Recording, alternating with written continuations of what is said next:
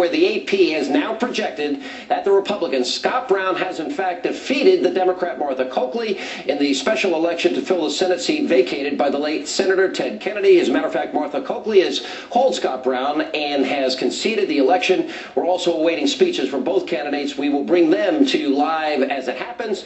But first, tonight on our great American panel, he is the national chairman of the Republican National Hispanic Assembly. Danny Vargas is here. He served 2 terms as the mayor of the great city, liberal city of San Francisco. Willie Brown is back, and she is a former senior Pentagon official and the host of DEFCON 3 on FoxNews.com. KT McFarland is here. Guys, welcome aboard. For general reactions to these results, almost a landslide because it is Massachusetts. Yeah, well, I'm wearing Reagan red, and I think it's the amazing thing. There you go. You projected this win too. The amazing thing is, where did women vote? Women have decided that they elect people in America today. Suburban women. They were soccer moms. They were security moms, and they all went for Obama. Where are they now? They've just voted Republican. It's amazing because it's really 1 year almost to the day, Mr. Mayor. You know, I was listening to the Frank Luntz focus group, and I brought this up with Juan and Stewart. You know, he's shoving this bill down our throats. It goes on to say they want to kill health care. And these are Massachusetts voters. They want to send a message to Washington. The American people, they don't want one-party rule. Those are strong comments after 1 year of Barack Obama. You're a politician. How would you interpret these results? I would interpret these results as being a rejection of my leadership at this stage of my process. However, I'm only 1 year into my 4-year term, and I know that if I manage to do what I did to beat Hillary when I beat her, I beat John McCain, I can do it again, and I will do it again. I'll go back to the boards to find out just how to do it. But he's shown no inclination to do what Bill Clinton did, which is to change, to compromise, to moderate his views. Are you convinced that Obama is ready to do that? I'm not sure.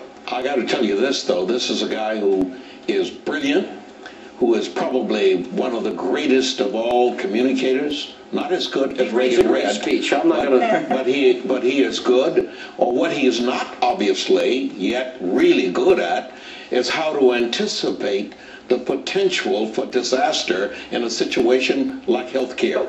The signs were there since last April or May. You could see that, in fact, some things were not going the way they should have gone. So has he shown, the last question, has he shown arrogance in his unwillingness to listen to the American people? I think that is a bum rap. I don't think Obama shows arrogance at all, period. I don't think he's showing arrogance. I think he's showing inexperience. When I'm in trouble, I want you to defend me, because you're good. I think he's showing care, frankly. I think he really believes in the health care bill, and he's trying as best he can to communicate that and get the people to follow it. So far, they aren't. I brought this up. He's 0 for 4. Yeah. Barack Obama, if he supports you, it's the kiss of death. If he supports the Olympics, it's the kiss of death. Right. No, this is seismic. This really is truly seismic for American politics. At a point now where the American public and the people of Massachusetts have sent a very clear and loud message to the White House and the Democratic leaders in Congress that they're fed up with the big government spending at a time when the American public is having to cut back.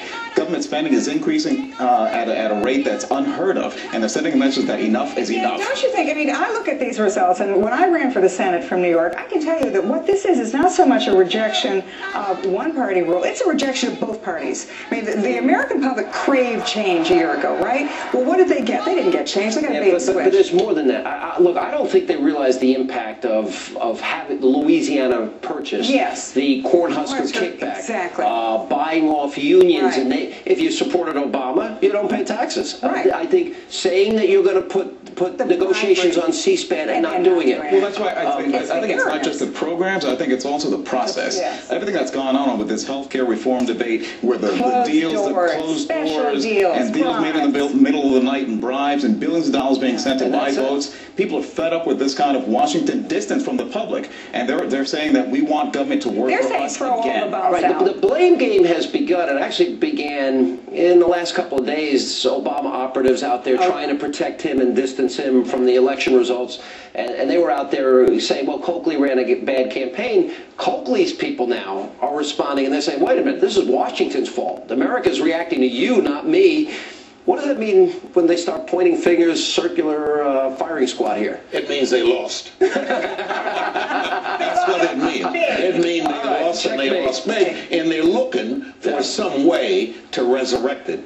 In the world of politics, you really do have to acknowledge where you've gone in a direction inconsistent with being able to generate votes. I think Barack Obama is smart enough to do that carefully and cleverly, and I do not think that Massachusetts represents a disaster. We compromise on health care then. Well, I don't think he has to compromise on health care. What I think he has to do is deliver health care that can be enacted. We expect, guys, we got to take a break. Now, by the way, the National Journal, only 39% would vote to re-elect Barack Obama. Those are not. That figure means absolutely nothing at the moment. All right, stay right there. We got to take a break now.